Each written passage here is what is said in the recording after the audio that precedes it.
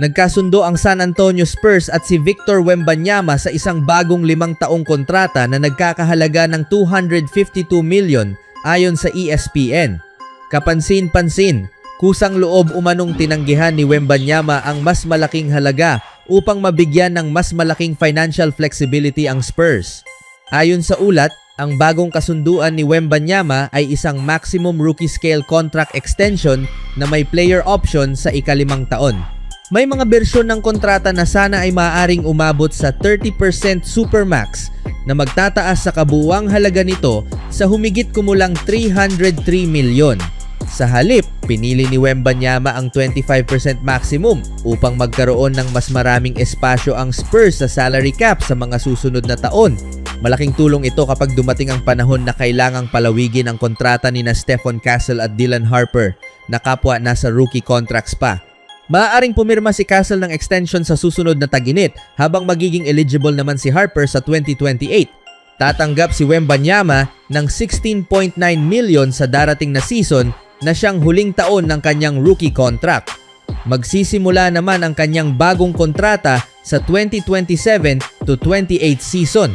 Ayon kay ESPN analyst Bobby Marks, kikita si Wembanyama ng $43.5 million sa unang taon ng bagong kasunduan, halos $9 million na mas mababa kaysa sa $52.2 million na maaari sana niyang matanggap. Sinusundan ni Wembanyama ang halimbawa ni Jalen Brunson. Parang hindi pa sapat ang kasikatan ni Wembanyama sa San Antonio, ngayon ay pinili pa niyang tumanggap ng mas mababang sahod upang mas maraming pera ang mailaan sa kanyang mga kakampi. Pinakamalaking makikinabang dito sina Castle at Harper na ang kanilang unang malalaking kontrata matapos ang rookie deals ay sasabay sa bagong kontrata ni Wembanyama. Ito ang tinatawag na Jalen Brunson Blueprint, isang hakbang na naging malaking bahagi ng tagumpay ng New York Knicks na nagwagi ng kanilang unang kampyonato sa loob ng mahigit 50 taon. Noong tag-init ng 2024, pumirma si Brunson ng $156 milyong kontrata kahit maaari sana siyang maghintay ng 1 taon at pumirma ng kasunduang nagkakahalaga ng $269 million. Sa unang tingin, tila isinakripisyo niya ang $113 million, ngunit dahil isinama niya ang player option sa ika-4 na taon ng kontrata na inaasahang hindi niya gagamitin upang makapirma ng panibagong kontrata simula sa 2028 to 29, ang aktual na natipid ng Knicks ay tinatayang nasa $37 million. Walang kontratang garantisado hanggat hindi ito nalalagdaan, kaya ang pagpapaliban sa pinakamalaking posibleng kita upang mabigyan ng pagkakataon ang koponan na bumuo ng isang championship caliber roster ay isang tunay na hindi makasariling hakbang. Nang matapos ang championship run ng Knicks noong nakaraang season, si Brunson, sa kabila ng pagiging pinakamahusay na manlalaro ng koponan at pagiging finals MVP, ang ikatlong pinakamataas lamang ang sahod sa kanilang roster. Kung hindi siya pumayag na isakripisyo ang malaking bahagi ng garantisadong pera, hindi sana nabayaran ng Knicks ang iba pa nilang pangunahing manlalaro habang nananatili sa ilalim ng second apron, isang salary cap threshold na ayaw lampasan ng may-ari ng koponan na si James Dolan kahit pa nagkampiyon na sila. Ganito kadalas nagsisimulang mabuwag ang mga championship team. Matapos manalo ng titulo, tumataas ang halaga ng mga kontrata ng kanilang mga bituin. Habang lumalaki ang kabuuang payroll ng koponan, napipilitan silang bawasan ang roster upang mapanatiling kontrolado ang gastusin. Halimbawa, nang magkampiyon ng Boston Celtics noong 2024, tumatanggap si Jaylen Brown ng $31.8 million. Sa sumunod na season, nagsimula ang kanyang Supermax extension, kaya umakyat ang kanyang sahod sa $49.2 million. Noong nakaraang taon, tumaas pa ito sa $53 million kasabay ng pagsisimula ng sariling Supermax contract ni Jason Tatum na nagkakahalaga ng $54.1 million. Hindi tinanggap ni Brown at Tatum ang uri ng salary discount na ginawa ni Brunson. Dahil dito, kinailangang magpaalam ang Celtics kina Jrue Holiday, Al Horford, Kristaps Porzingis at Luke Kornet. At ngayon, si Brown naman ang umalis sa malaking bahagi dahil napakalaki na ng kanyang kontrata. Samantala, isa sa mga pinakamainit na pinag-uusapan ngayon ng Golden State Warriors ay ang napakagandang ipinapakita ni Axel Lendeborg sa NBA Summer League. Sa bawat laro, Unti-unti niyang pinapatunayan kung bakit mataas ang tiwala ng Warriors sa kanya at kung bakit marami ang naniniwalang maaari siyang maging isa sa mga pinakamalaking sorpresa ng kanilang rookie class. Hindi lamang ang mga fans ang humahanga sa kanyang laro, kundi pati na rin ang franchise superstar na si Stephen Curry ay nagpahayag ng kanyang pagkabilib sa ipinapakita ng batang forward. Sa kanyang mga unang laban sa Summer League, ipinakita ni Yaxel Lendeborg ang kanyang pagiging all-around player.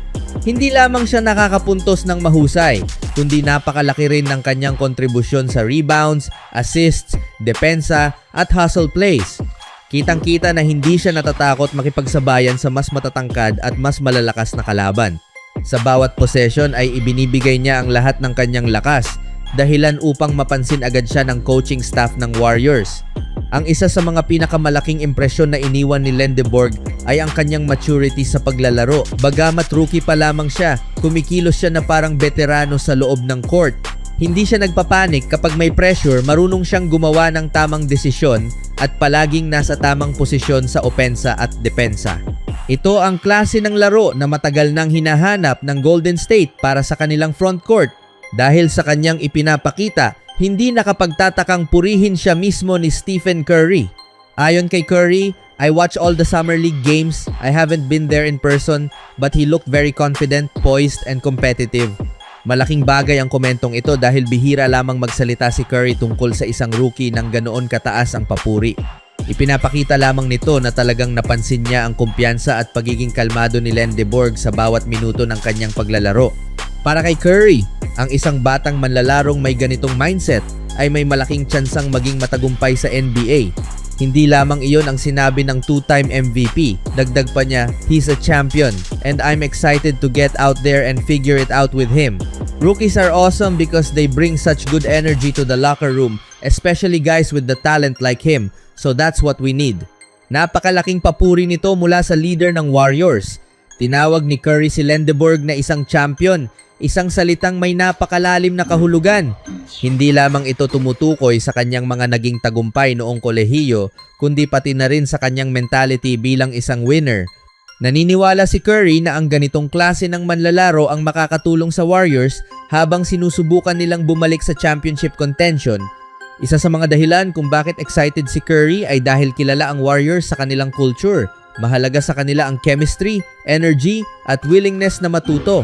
Kapag may rookie na pumapasok sa locker room na puno ng kumpiyansa ngunit nananatiling humble at handang magtrabaho, mabilis itong nagiging paborito ng mga veterano.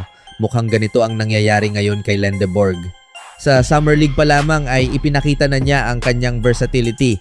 Kaya niyang maglaro bilang forward, magdepensa sa iba't ibang posisyon, tumulong sa rebounding, at maging playmaker kapag kinakailangan. Sa modernong NBA, napakahalaga ng ganitong klase ng player dahil kaya niyang gawin ang maraming bagay kahit hindi siya palaging humahawak ng bola. Isa pang kapansin-pansin ay ang kanyang depensa. Hindi siya sumusuko sa bawat possession at palagi niyang sinusubukang pigilan ang kanyang matchup. Marunong siyang gumamit ng kanyang haba, lakas, at basketball IQ upang makagawa ng stops. Ito ang isa sa mga katangiang labis na pinahahalagahan ni head coach Steve Kerr. Sa opensa naman, hindi siya umaasa lamang sa scoring. Marunong siyang gumawa ng extra pass, mag-set ng matitinding screen, tumakbo sa fast break, at samantalahin ang bawat oportunidad na ibinibigay sa kanya. Ang ganitong unselfish style of play ay bagay na bagay sa sistema ng Golden State Warriors. Marami rin ang nagsasabing ang kanyang laro ay maaaring magbigay ng mas maraming flexibility sa rotation ng Warriors. Dahil kaya niyang bantayan ang iba't ibang posisyon at makapag-ambag sa halos lahat ng aspeto ng laro, maaari siyang maging mahalagang bahagi ng second unit at posibleng magkaroon ng mas malaking papel habang tumatagal ang season. Kung magpapatuloy ang kanyang ganitong performance, hindi malayong makakuha siya ng regular na playing time sa opening ng NBA season. Ang Summer League ay hindi garantiya ng tagumpay sa NBA, ngunit isa itong magandang indikasyon na handa siyang makipagsabayan sa pinakamahuhusay na manlalaro sa mundo.